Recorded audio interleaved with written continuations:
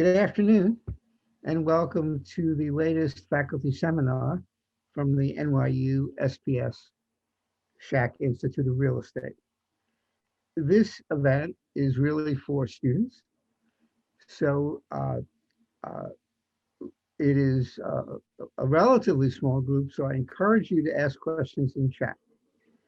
Okay, so our topic today is the new Deutsche Bank Center at Columbus Circle.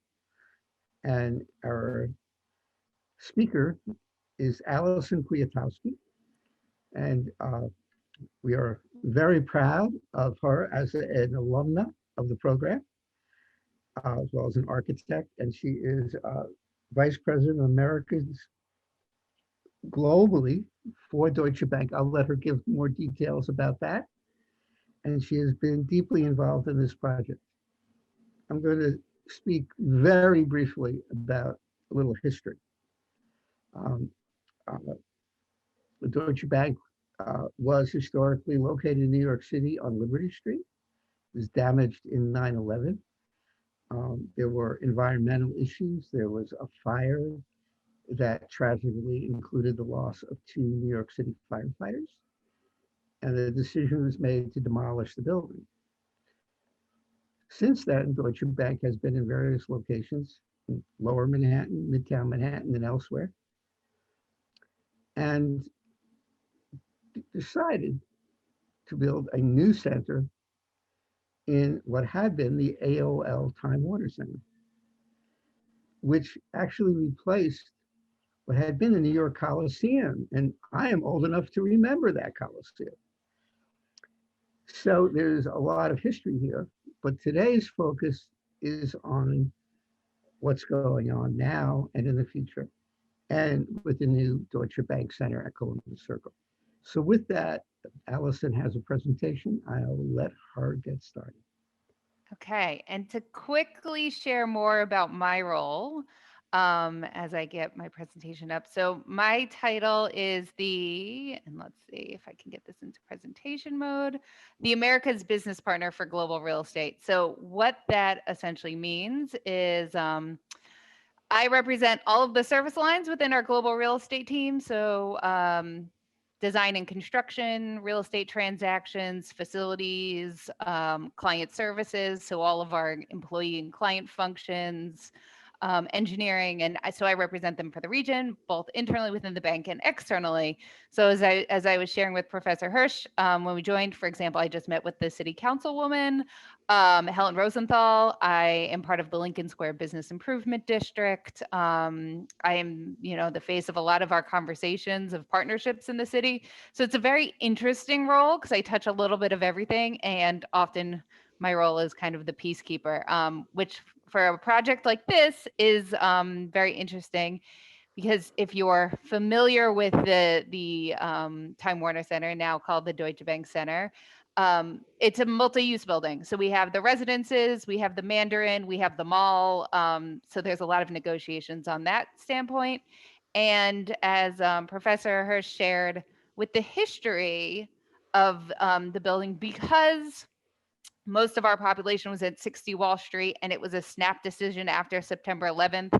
We never invested in the building. People have been in substandard conditions. The bank is now on an upswing. We just had our strongest quarter in 7 years.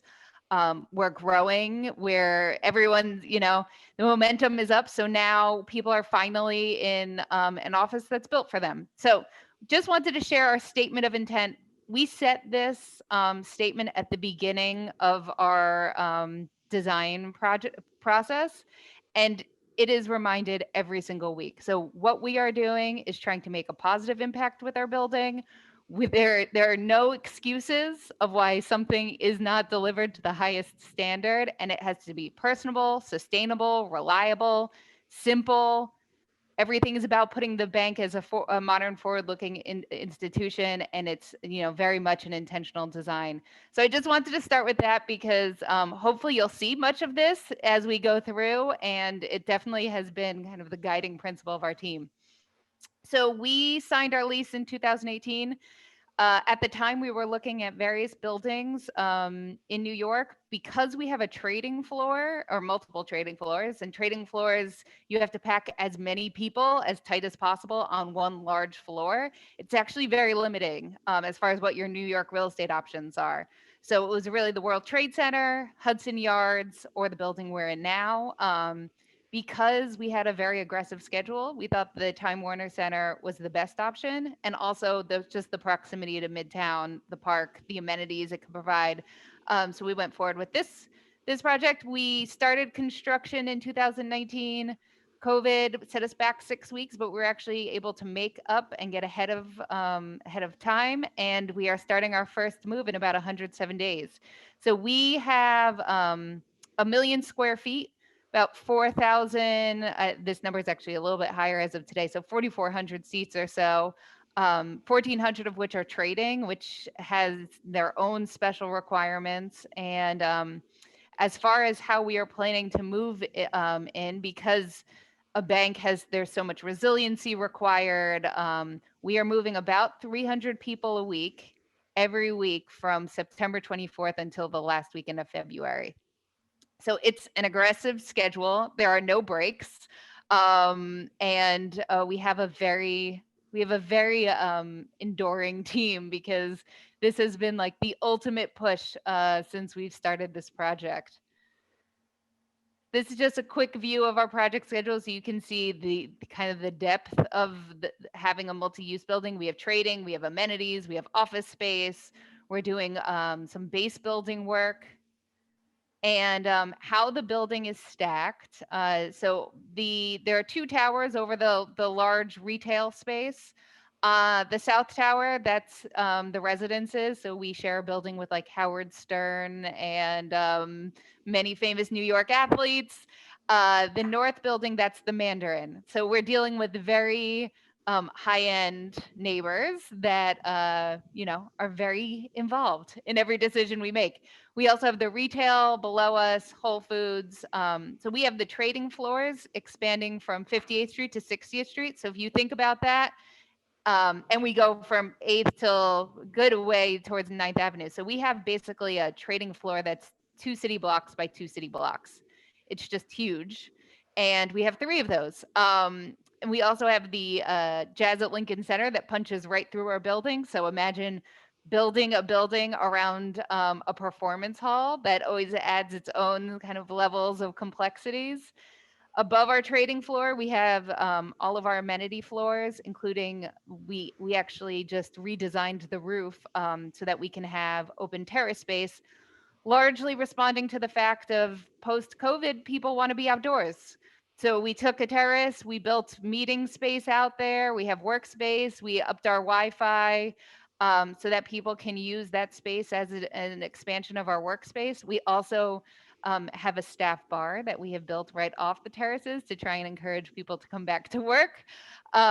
Full cafeteria with pop-ups, client center, and then above that floor is your traditional office space. So often people think we do just offices. That's actually the easiest part of what we do. That's kind of the bread and butter. Really, it's the amenity spaces, the trading floors. That's where the complexity comes. And we, as part of this project, we actually reskinned much of the front and the side of the building so that we would have the benefits of a new building, of a Hudson Yards or the World Trade Center, but wrapped around an older building. So we just had our renaming, taking the Time Warner Center to the Deutsche Bank Center. That was on May 24th. So I'm sure if you've seen, there's a good amount of news around that. So it's a very exciting day as far as the rebranding of the building. And we are pretty well along with our amenities. So we will have a sky lobby that spans both towers. That's where all of our amenities are. We have social spaces. We have like essentially, it's a tiny pub in our building, trying to compete with some of our tech friends in the industry. 2 large terraces, which I'll show a photo of, that accommodate 300 people each, and then a private client terrace. We were very specific to separate those so that staff have the same benefits. They actually have the better view than our clients because we feel that our staff need to feel that they come first. Health centers, tech lounge, mother suites, diversity and inclusion were front and center in the design of the building. Um, so that hopefully will show through.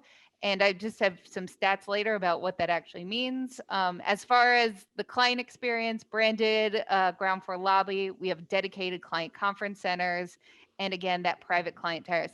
That photo or the rendering in the top right is probably like the best place to have a dinner in all of New York because you have the view of Central Park. And we tried to bring a little bit of Central Park into the building. We actually have green walls all through the building because of the amount of sunlight we have. So it's kind of just like a fun little play, and maybe we can host a student event there, Professor Hersh. We'll see once once we're up and running. From an engineering perspective, we we are claiming we are the smartest building in New York. We will see if that is the case once we're up and running, but we have POE, lighting controls, as we're Energy Star, we're going for LEED Gold. We also have renewable energy credits that will make us carbon neutral. Some stats on the right side as far as compared to 60 Wall Street with what we're proposing here, we are doing very well as far as about a 61% reduction of electricity. Everything is on sensors. As far as occupancy center sensors, we have underfloor air on the trading floors because we have 20-foot heights on our trading floors. So imagine cooling that. It's a little bit of a challenge. So everything is under the traders. They can control it, which is definitely a huge win for them. And we're going for LEED Gold. So here are some of the credits that we are focusing on to get LEED Gold. Because it's an older building, LEED Platinum was a little bit of a challenge, but we're well ahead of plan for LEED Gold. So we're very confident that we should get the certification. And again, our engineers have been pushing this forward because sustainability is a huge focus of the bank. As far as diversity, inclusion, and employee wellness, this is one of my favorite parts of this project. So we have an $800 million budget to build. And of that, we're about $70 million that's local, minority, and women-owned businesses. So if you think of just the impact we have on the community, it's tremendous. We have design standards that are more equitable. So there's a lot of negotiations with our more senior staff, bringing offices in so that daylight for all staff. It's a positive working experience for all staff. In response to much of what happened locally in New York, we looked at our amenity rooms. We renamed everything to represent ethnic enclaves of the diversity of our staff. So we are representing 118 different ethnicities themed through the building. Same with our art concept. We have donation efforts. So everything that as we close 60 Wall Street, we're donating. For example, all of our kitchen items are going to Hot Bread Kitchen. Extra supplies are going to the Downtown Alliance. Everything we can do to repurpose out, we are. So it's been very incredible if you look at just the impact we've had on the local community as we build our headquarters. It's definitely a one-for-one effort. As far as how we're staffing the operations, we're looking at rather than a traditional cafeteria, we have different pop-ups, and we're bringing in minority and women-owned businesses and small businesses in New York, especially in the recovery from COVID, to actually be pop-ups in our cafeteria, so people will keep coming back. And again, we are giving back to the community, and we're trying to do more Upper West Side businesses, so we are really part of the community. We are a living, breathing part of the neighborhood. Also looking at minority and women-owned coffee roasters. And then for our staff, looking at who we can partner with in the community. So for example, Fordham, we basically share a border with as far as getting executive learning opportunities, bringing in diverse musical artists from the local high school, LaGuardia High School, for our events. So this area is a very big focus for us. And then some construction photos. So here is our lobby. Bottom right is the rendering versus what it looks like. So We actually were pretty close. Close to the design. This is designed by SOM. SOM's doing all of our base building work. And then here's a view of our trading floor. So this was designed by Gensler, and it's about, a football field. It's 2 city blocks long. We're going to have 550 traders on a double height space. It will be just an incredible space. And we are actually nominated for some design awards. So we're very excited about that. Here's a view of our cafeteria flying along. We brought back terrazzo, which you don't see terrazzo much anymore, but we we have terrazzo actually all through the building. We just felt with something of this scale, it was the easiest to lay and most economic and quite beautiful. And then here's a view of our typical office floor. So everything's height adjustable. Everything is personalized to the user so that people can really have control over their environment, and it's an ergonomic and healthy working experience. A view of those terraces I talked about. So as you can see, we're building actual meeting space out on the terraces, and you have one of the most incredible views of New York because we're right on the corner of Central Park. And we also have an app that we are rolling out to make it a little bit more user friendly, letting people book rooms, book desks, know what's the events and classes both in the building and in the neighborhood, order food and beverage, place service requests, trying to bring the bank into the 21st century. We have a very comprehensive change management program to get people in and basically back to work, because for some people it'll be almost 2 years since they've been in an office by the time they come back. So here's a view of some of the things we're doing to get people excited and ready for the move and trained. And we've also designed a virtual exhibition to teach staff. So where we couldn't have a in-person exhibition, kind of the irony that we are building a virtual room where they can read things that are not virtual at all. And we've had a very positive reception to this because people miss that kind of feeling of, the showcase space. So there's a lot happening. That was kind of a whirlwind overview. But yeah, we're about 100 days out. We, from a COVID response, we're actually very well positioned for the COVID return to work because of how we designed the building to start with. And we always planned for desk sharing. That's part of our nature. We're a European bank, so we're very progressive when it comes to that, to the more like hybrid work arrangements. So we're in good shape for that. We have outdoor space. We have top of the line air filtration systems. Everything was touchless to begin with. So people feel very comfortable from a health and safety perspective to come back. I think the biggest challenge we have right now is just the commute. That's probably where the biggest question is, as far as people feeling comfortable to come back to the office. So we're looking into now what can we do to support people from a commute perspective so that they feel a little bit more comfortable. But yeah, other than that, it's a very exciting project to represent, and we will be here soon. Okay. Well, thank you so much, Allison. So a comment, um, uh, if you have questions, please put them into chat and I will ask them or consolidate if that's the way it works. But so please do that in chat. But for now, I wanted to start with a few questions, some of which I prepared, some of which were a response to seeing the presentation. So I want to start with talking a little bit more about the selection of the location. One of the things is you referred to the Mandarin. For some of our out-of-town students, that's the Mandarin Hotel. Yes.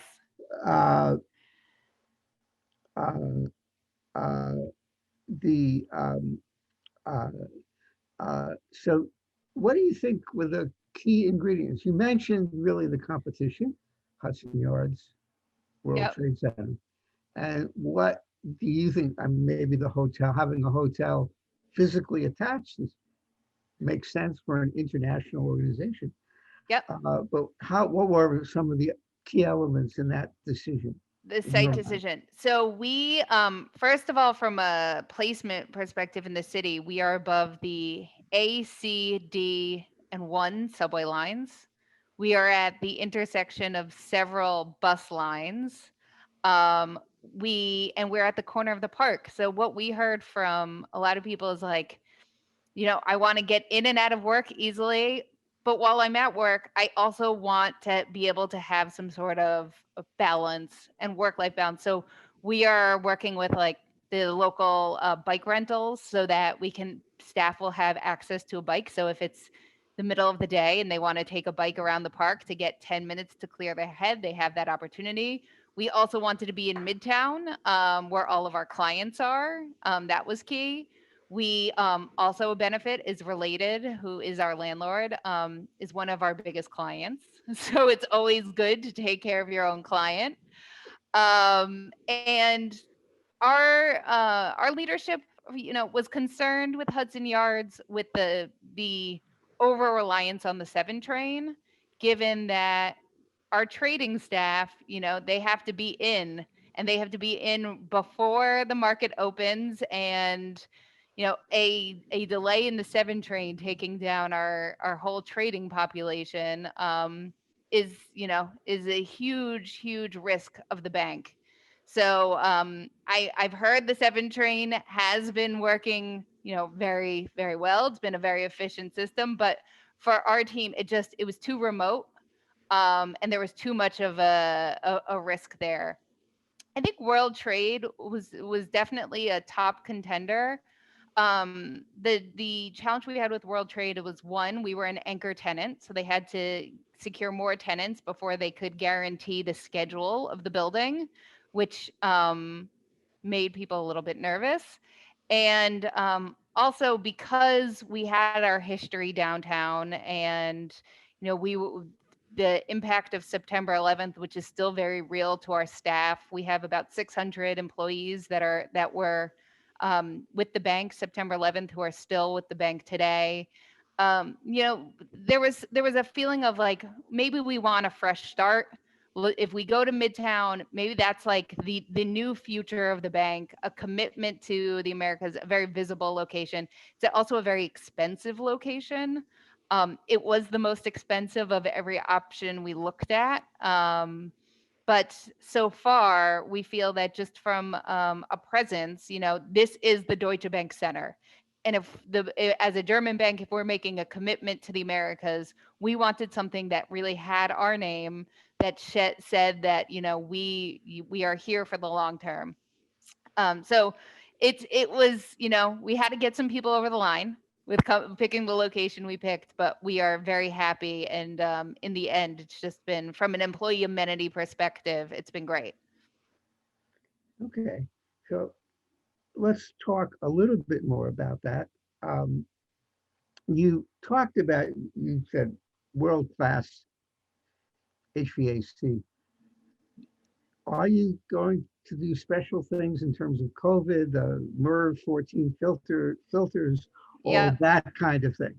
So We why are don't you talk doing a little more in detail, because uh, in terms of getting employees back, that's part of it, isn't it? It is. It is. Well, and I think because of our floor, so for example, on the trading floors, having our 20-foot ceiling heights definitely makes people feel more comfortable. But yes, we're doing the MERV filters. We have economizers built into our scope so that we can easily flush the space in the case of a COVID issue. We are also practicing social distancing for the near term, so that people feel comfortable. But yeah, and I can flip back to our engineering scope because I know I went through that quickly. But we, just in our basic standards, we already had a lot of that built in. So we feel like we haven't had to tweak so much um, in order to be ready from a COVID perspective. Okay. Um, there was a question, and I know you can't discuss too much about the terms of the lease, but are there things you can discuss, including how long Yep. and anything in particular that you feel is relevant to students? So it's a 20-year lease. So which is quite a long time, but given our investment, how the financing works is so we have the upfront budget, and then that gets charged back to our different business lines over the length of the lease, and that's how we depreciate it out. So for us, a longer lease gives our businesses more time to pay it off. So given just the scale of this project, we wanted to go with a 20-year lease. And Related as a landlord has just been an excellent partner. I think through COVID, they've really stepped up as far as what they can do to support us, to help us get employees back in, different partnerships they have in the city, because they own so many companies, which people are often not aware of. Their own partnerships, we've been able to leverage that. So it's more than just, which I've realized in this project has been especially helpful, it's more than just like who our landlord is and who the lease terms are, but all of the other things that come with that. Perfect example, Related has, they're part owner of a childcare facility, Vive.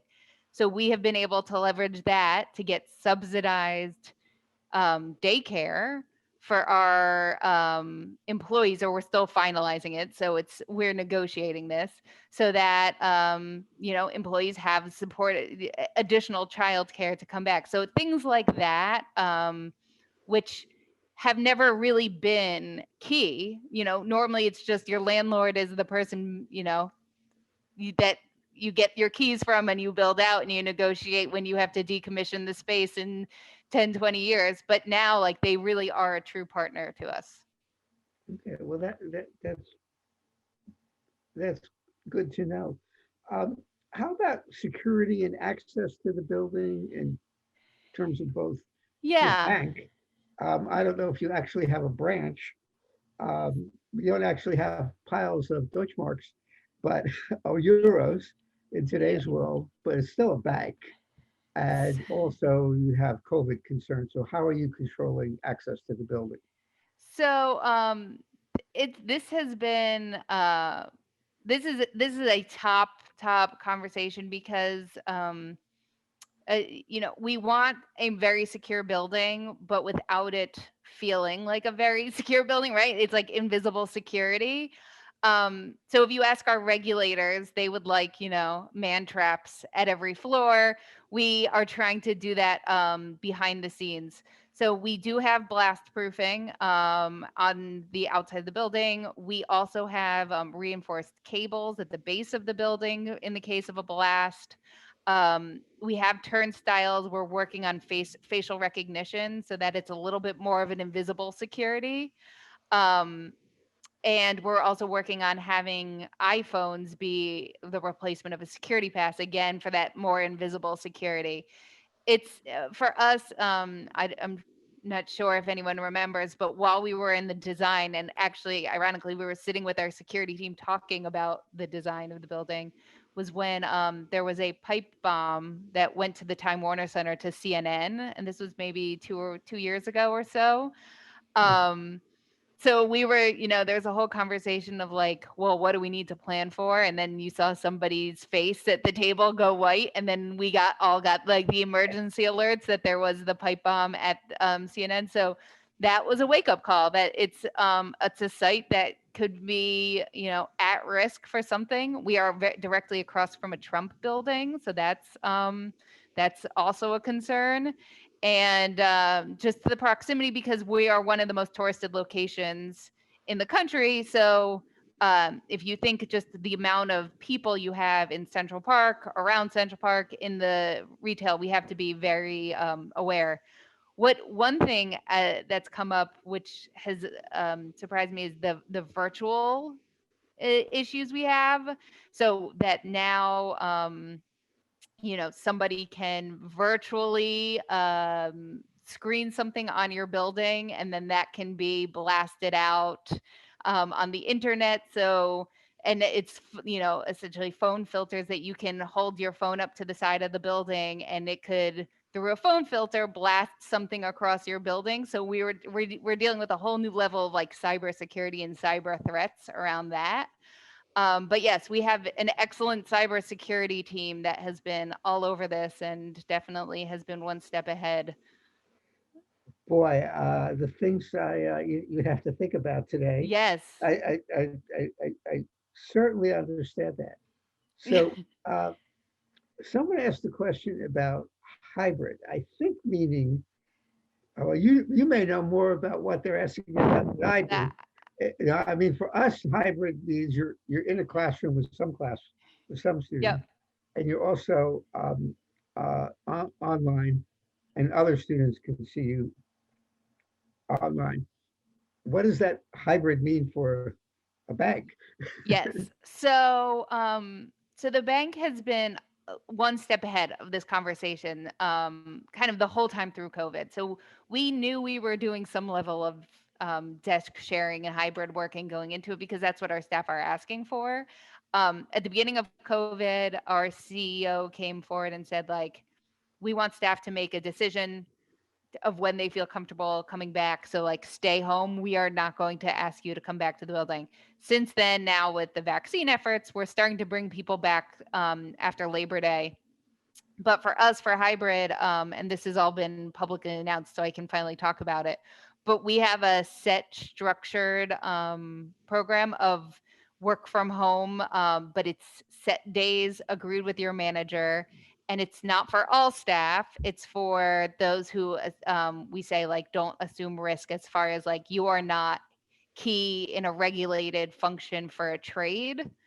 So basically, our traders are not hybrid for good reason. They have to be at a trading desk with the proper trading infrastructure.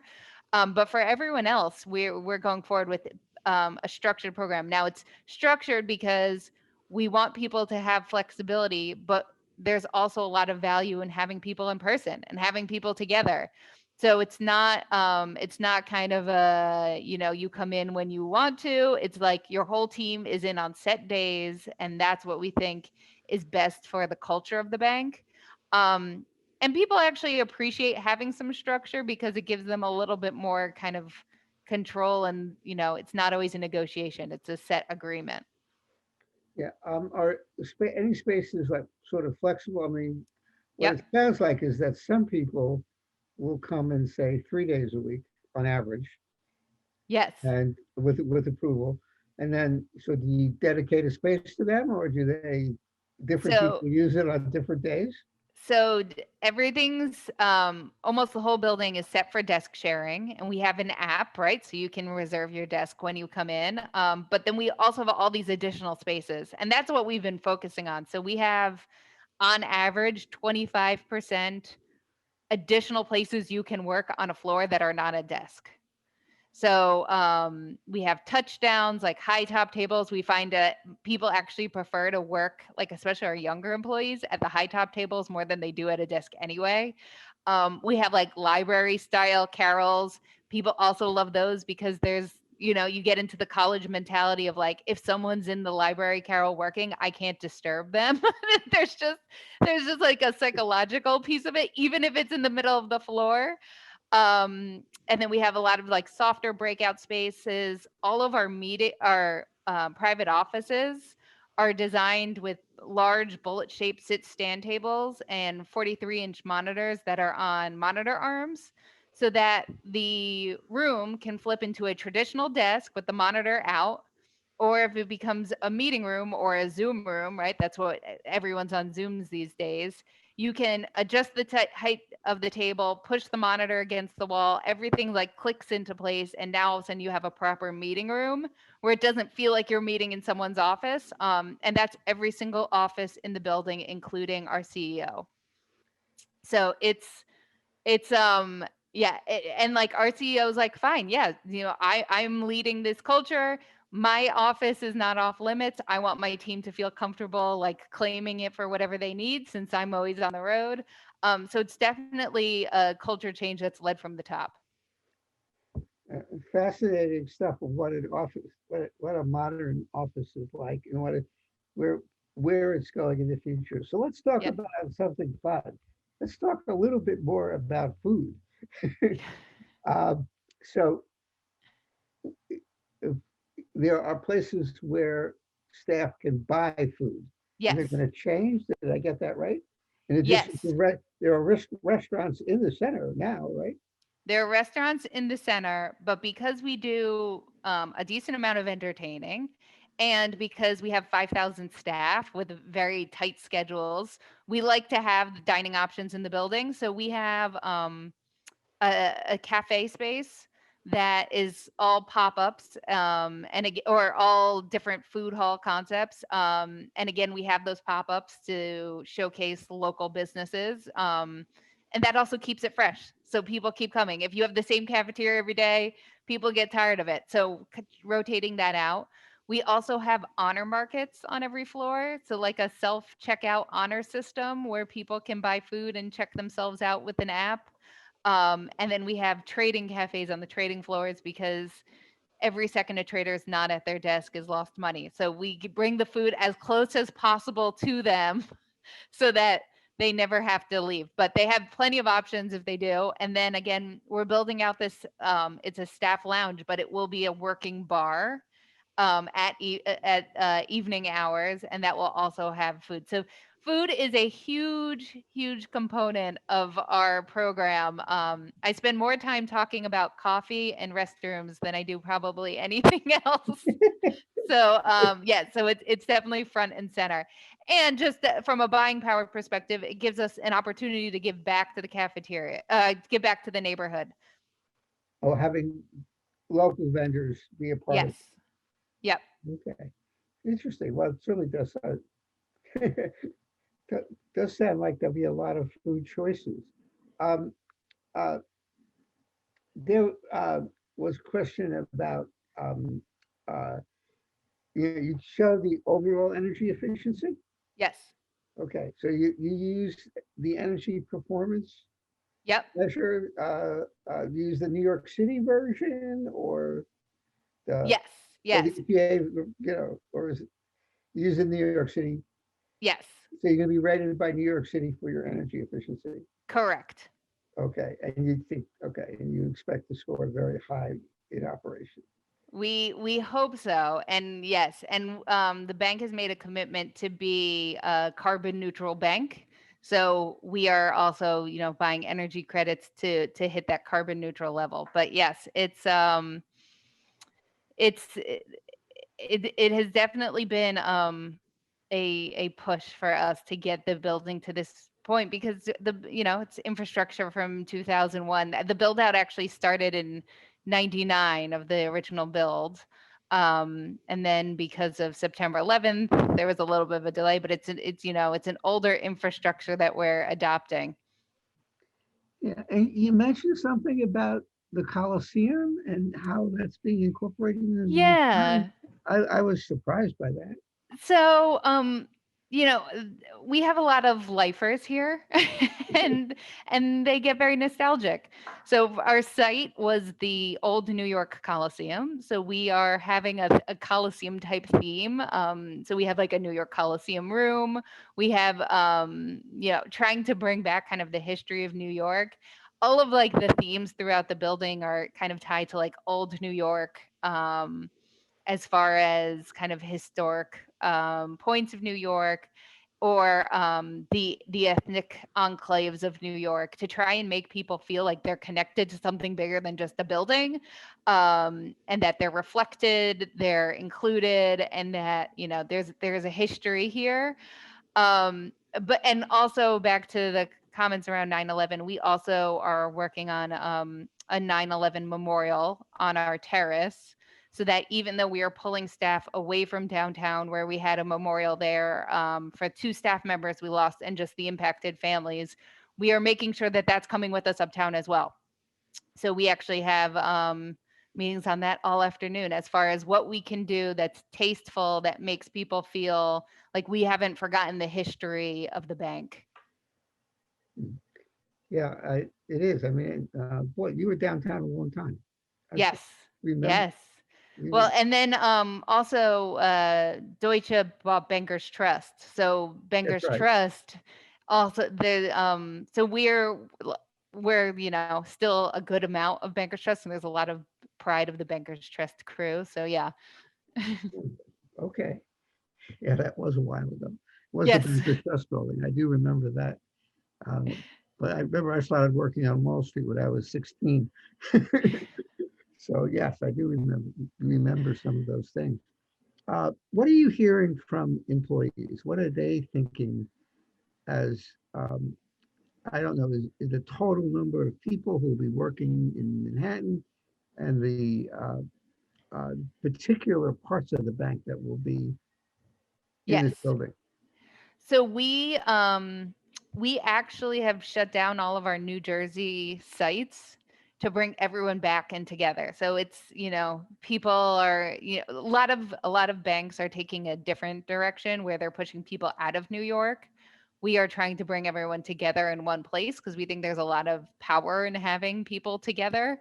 So we will, and because this is our America's headquarters, we will have every business line represented in this building, um, which is incredible. It's the only place in the country we have every business represented. We have about 9,000 staff now throughout North and South America, and 5,000 in this building. So we were very adamant to make sure that there was fair representation across. Our other big sites are Jacksonville and Cary, North Carolina. We have some sites in California, Latin America as well, but it's a very different operation in Latin America. And we looked at our location strategy and did it make sense to move people to Jacksonville, move people to Cary from a labor perspective? And we've done a bit of that, but to be honest, there's still very much a feeling of like we should be in New York, and that's where the headquarters should really kind of stand, as far as it's not just front office, it's every business at the bank, Including real estate lending. including real estate lending, big real estate lending. Okay, well, that's good to hear. We're happy. Yeah, NYU is still in New York and still in Midtown, and we're happy to do that and doing some of the other kinds of improvements.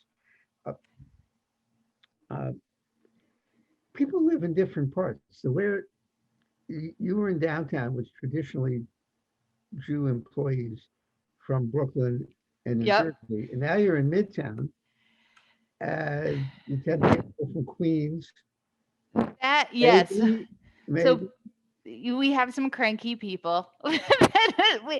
We because it is a very different area, and because I can actually get out of this and stop sharing.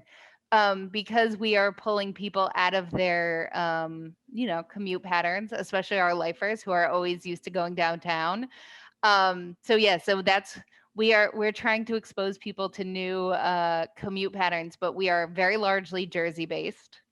Our biggest populations are Jersey, Manhattan, and Brooklyn. And Okay. then after that, it's Queens, Westchester, and then people always assume like bankers are all in Connecticut, and our Connecticut population is actually quite small. Yeah, well, from Grand Central, it works. Yes. Now, of course, well, not now, but soon they'll be able to get into Penn Station, Yes. Penn Station with that. So Yep. that was but that's interesting. And for Jersey, they can't take PATH. Yes. Well, and Well, they I can come take in PATH from and they have to take a subway. yes, I come in from Jersey, so I do the hike. So you transfer. I go to Penn Station and walk. That's like my time to catch up on phone calls. Okay, and you exercise. Yep, there you go. Oh, there's a fitness center? Is it Equinox? So Equinox is in the building. So we were going to put in a fitness center, but we can't compete with Equinox. So we figure instead we'll have a partnership with Equinox. We do have a health center as far as like a small doctor's office on site. And we have space for like yoga, Zumba, bar, and Pilates. But as far as an actual fitness center, that would be in the Equinox, Yeah, which is a related company, isn't it? which is a related company. Yes, they Yeah. own everything. You would not realize until you dig in. Related owns so much of the city. Well, there's They also, own Soul Cycle, they own Pure Yoga from like a health and wellness perspective. yeah, and the bike. They no longer own City Bike. Okay, They sold City Bike to Lyft recently. okay, Yes, I only know that because we lost our discount. okay, okay. If talking to students, what would you say about how do you prepare for a role like this? What's useful for students to learn um, about? yeah, so for me, I think the program was actually especially helpful because um, as an architect, my language was very limited. And having the exposure to finance and law and construction and all of those other pieces, transactions, for me, I need that because I have to talk all of those different languages to be able to get things over the line and I represent all of the different services at the bank. So um, the NYU program has proved especially helpful in just being able to do like my day-to-day job and build the business case and get it over the line.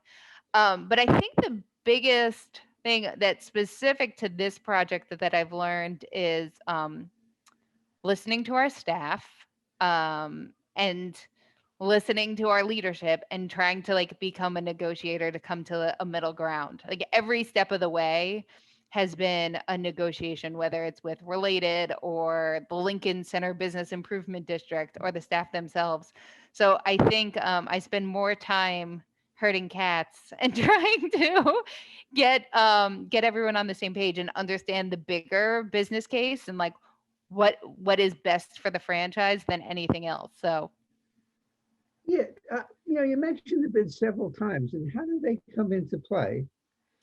You're not only a member, you're actually on the board, right? yes, so on the board of the bid, and they kind of drive a lot of these relationships in the city, and they help protect us from, as far as if there's like for example, there was a spike in crime a couple months ago, and the Lincoln bid was front and center as far as addressing the issue, getting the right public safety attention, people on the ground as far as addressing what the issue was. They found kind of the families that were driving a lot of these issues. So I think they step in a good amount where the city just can't get into the minutia and the day to day. So they've been an excellent partner to have here, and also just for as we are trying to build our community relations. Um, they've been very helpful on that front. I mean, we now have like a relationship with like Nordstrom, where Nordstrom is like our neighborhood store. They're bringing in shoe shiners for people.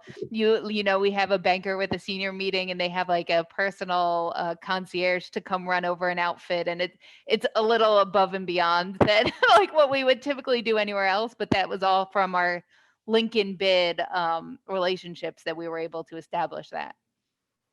Okay, I mean that's really interesting because a bank is so by definition kind of insular. Yeah. Yep. Yeah, so you have to be careful about all that stuff. You didn't talk about the outside, the landscaping and the public realm very much. Uh, and part of that is not your part of the building because you're not on the ground floor. Yes. So for us, our landscaping is more the terraces. So our terraces, we have 3 terraces, each accommodate 300 people, and then one accommodates, I think it's like 74 or so people. So there's been a good amount of the landscaping there, and then inside the building we have green walls. So one of the things we found of, you take people further from the view, and they feel like they're missing something, right? 2 city blocks, you have people with prime view and you have people on Ninth Ave. So we have integrated green walls in so that people feel like they still are part of the larger park. They have a connection to nature. It's good for, obviously, from an air filtration perspective. We found it's good for mental health for people. So there's, there's just as much greenery in the building as out of the building. We just planted our 30th tree on one of our terraces, so it's a very large space. And yeah, we're trying to find a minority or women-owned business to actually help with the operations of our landscaping, since that's another way we can kind of give back to the local community. Yeah, I saw that front entry which faces onto Columbus Circle. Yes, that So, is for that. So that's the retail entrance. So our staff can get into our office space, but our main entrance is on 58th Street. oh, I see. That's the staff entrance. That staff entrance is 58th Street. Staff can also enter through 60th Street, but that will be much more subtle branding. And then they can always come through the retail because we can't keep people out of the mall. So So is there actually? Oh, okay. That's okay. And do you actually have a branch in the building? we do not have a branch in the building. So we do not have any retail in the Americas. So we are more mainly investment banking, wealth management, asset management, and corporate banking. Okay. All right. But there are banks in the building. We actually, and that's another surprising one. So we're partnering with First Republic Bank, which is in the building, as far as, retail services for our staff, which is the first time we've ever done that as a bank. So it's very, very careful treading here. Okay. Well, we're running out of time. Allison, I want to thank you Well, so thank much. It you. sounds like you're really excited about this, and people will start moving in September. Yes, and we will get a student tour before that. We'll do what we can. Oh, great. So for this, great. So we will get a tour. You know what? We'll do that in September. Sounds great. Well, our students come back too, and NYU requiring vaccinations, coming back, planning. We're all being told we're going to teach in person. Sounds good. Well, I am here, and I'd be excited to do so. Okay. Well, thank you so much. Great. Thank Uh, you.